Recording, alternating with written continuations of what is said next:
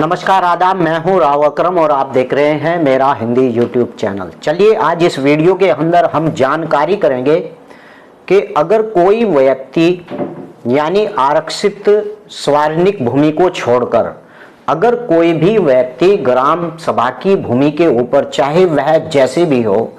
और मकान बना लेता है तो उसके ऊपर मुकदमा होता है या नहीं होता है, या उसके खिलाफ कार्रवाई क्यों नहीं होनी चाहिए। यानी कि अधिकतर लोगों के बहुत से मुझे कॉल आते हैं कि अकरम भाई 10 साल के बाद हमने एक ग्राम प्रधान को वोट नहीं दिया,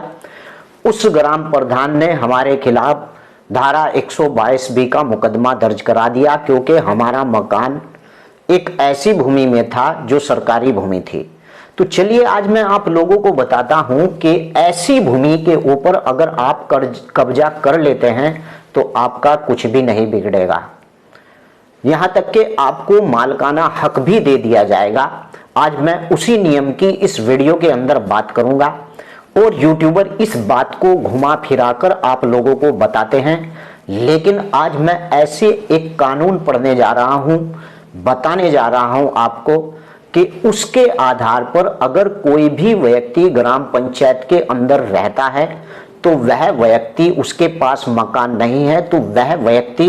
ऐसी भूमि के ऊपर कब्जा कर अगर पूर्व में मकान बना लेता है तो उसके खिलाफ कोई भी कार्रवाई नहीं होगी। जी हां,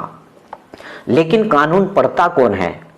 बस गांव का लेखपाल गया, उसने देखा कि ये 10 साल पुराना मकान है, 20 साल पुराना मकान है, मुखालफिन उसके खिलाफ वाद दायर करवा देते हैं और वाद सुनने वाले को भी नहीं पता है कि कानून क्या कहता है।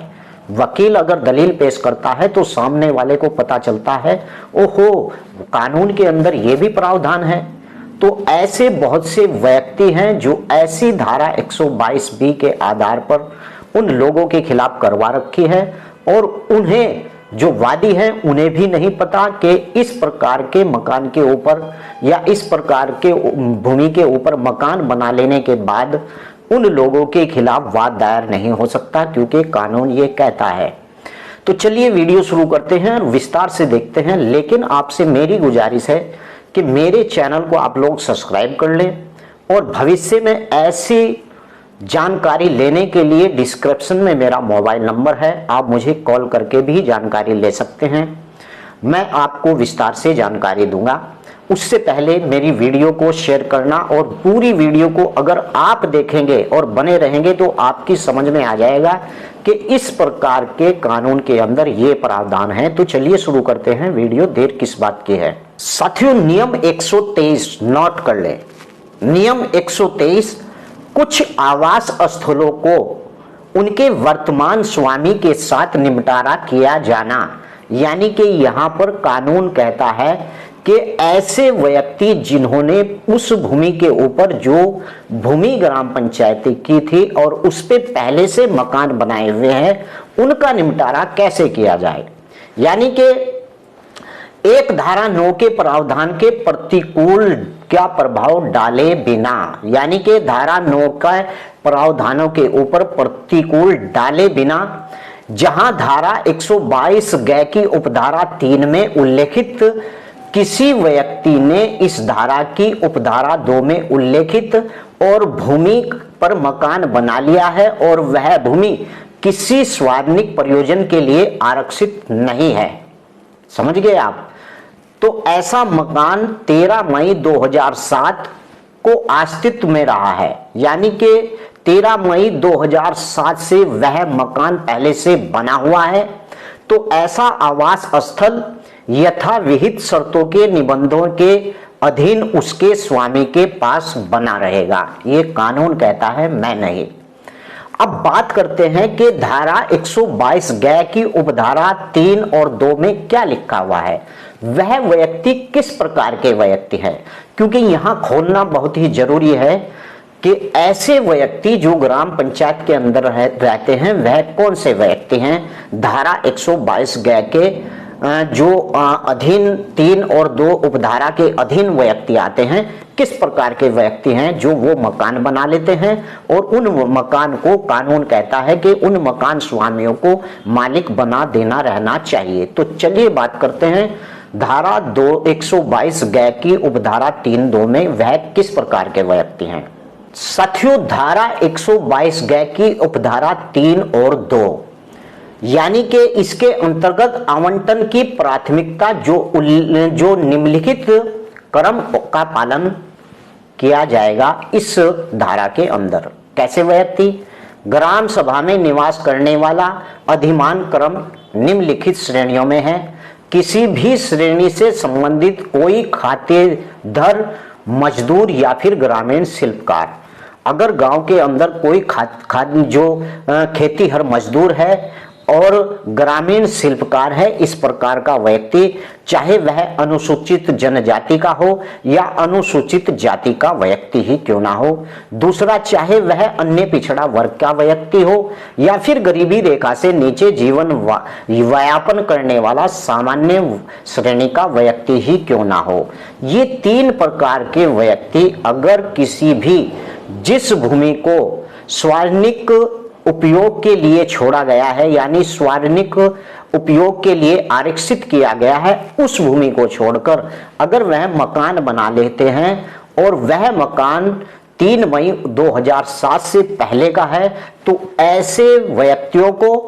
और कोई अन्य खेतीहर मजदूर या ग्राम का कारीगर जो गांव में रहता हो या फिर ग्राम सभा के जो निवास करने वाला व्यक्ति है, जो ग्राम सभा में आपकी निवास करने वाला व्यक्ति है, उनका भी अधिमान निम्नलिखित इस प्रकार श्रेणी में किससे संबंधित है, चाहे वह किसी भी जाति या फिर किसी भी वर्ग का व्यक्ति हो। अनुसूचित जनजाति, अनुसूचित जनजाति और पिछड़ा वर्ग। और कहने का मतलब यह है, इस प्रकार के व्यक्ति अगर गांव के अंदर रहते हैं, यह धारा 122 ग इसी बात को दर्शा रहा है कि अगर इस प्रकार का व्यक्ति, चाहे वह अन्य पिछड़ा वर्ग का व्यक्ति हो, चाहे गरीबी रेखा से नीचे जीवन यापन करने वाला सामान्य श्रेणी का व्यक्ति हो या फिर अनुसूचित जनजाति और अनुसूचित जाति का व्यक्ति हो, इस प्रकार के व्यक्ति को अगर वह 3 मई 2007 से पहले किसी भूमि के ऊपर जो गांव के अंदर है मकान बना लेते हैं, तो ऐसे मकान मालिक को उसका स्वामी करार दिया जाएगा। लेकिन जहां उपधारा 2, जहां की धारा 22 ग की उपधारा 3 में उल्लेखित किसी व्यक्ति ने ऐसी भूमि पर घर बना लिया है जो एक खातेदार की है और सरकारी पट्टेदार को छोड़कर, यानी कि अगर किसी, जैसा मैंने बताया कि धारा 122 ग के अंदर अन्य पिछड़ा वर्ग, अनुसूचित जाति का व्यक्ति और गरीबी रेखा से नीचे जीवन व्यापन करने वाला सामान्य वर्ग का व्यक्ति, अगर इन लोगों ने किसी खातेदार की भूमि, अगर कोई खातेदार है और उसकी भूमि ग्राम सभा से मिलती हुई है, उस पर भी कब्जा कर मकान बना लिया है, केवल एक सरकारी पट्टेदार की भूमि को छोड़कर अगर मकान बना लिया है और ऐसा घर 3 जून 1995 से अस्तित्व में है, यानी कि अगर किसी खातेदार व्यक्ति जिसकी भूमि ग्राम के आसपास है, यानी आबादी के अंदर आ रही है, 3 जून 1995 से पहले अगर इन तीनों कैटेगरी के व्यक्ति ने उस भूमि पर कब्जा कर मकान बना लिया है और वह मकान अस्तित्व में है, यानी आज भी बना हुआ खड़ा हुआ है, तो इस अधिनियम में कोई अन्य व्यवस्था होने के बावजूद ऐसे घर का स्थल उसके स्वामी द्वारा ऐसे खातेदार की यथाविहित शर्तों और निबंधनों के अधीन धारित समझा जाएगा, यानी उसे हटा ही नहीं सकते। कानून यह कहता है कि अगर किसी व्यक्ति जो भले ही खातेदार हो, यानी वह खातेदार व्यक्ति है और उसकी वह भूमि है, उस पर भी कब्जा करके,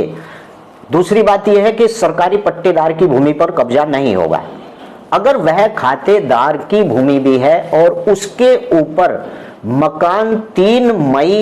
3 जून 1995 से पहले वह मकान अस्तित्व में है और आज भी अस्तित्व में है, तो इस प्रकार के मकान मालिक के ऊपर कोई कार्रवाई नहीं होगी, उस व्यक्ति को भी मालिकाना हक दे दिया जाएगा। यानी कि इसके ऊपर स्पष्टीकरण यह है कि उपधारा 2 के प्रयोजनों के लिए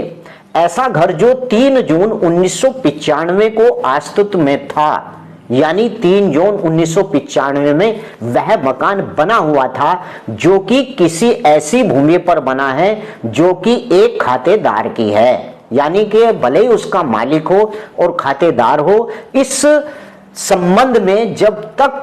प्रतिकूल सिद्ध नहीं कर दिया जाता वह माना जाएगा कि उसके अध्यासी ने बनाया है, और जहां अध्यासीन एक ही परिवार का सदस्य है उस परिवार के मुखिया ने उस मकान को बनाया है, यह समझा जाएगा।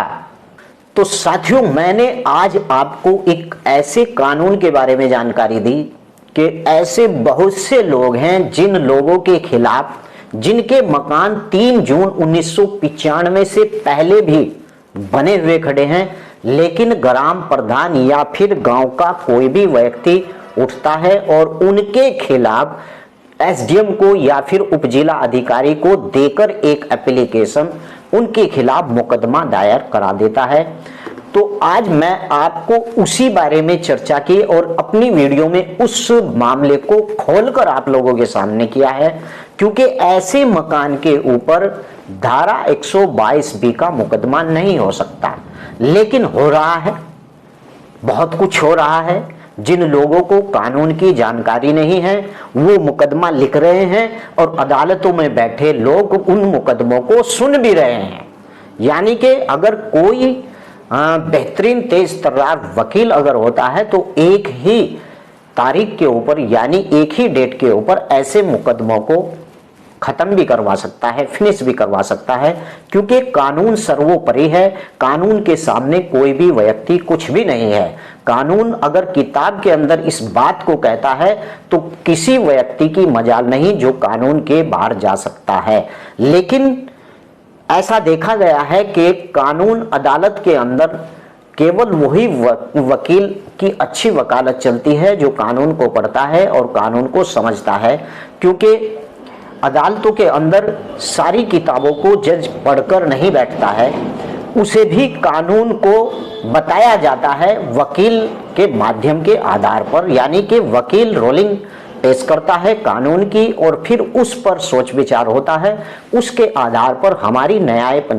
पालिका उस पर फैसला सुनाती है। तो आशा करता हूं कि आपको यह वीडियो अच्छी लगी होगी। अगर अच्छी लगी तो आप लोग सब्सक्राइब और वीडियो को लाइक और शेयर करना ना भूलें। जय हिंद, जय भारत, खुदा हाफिज।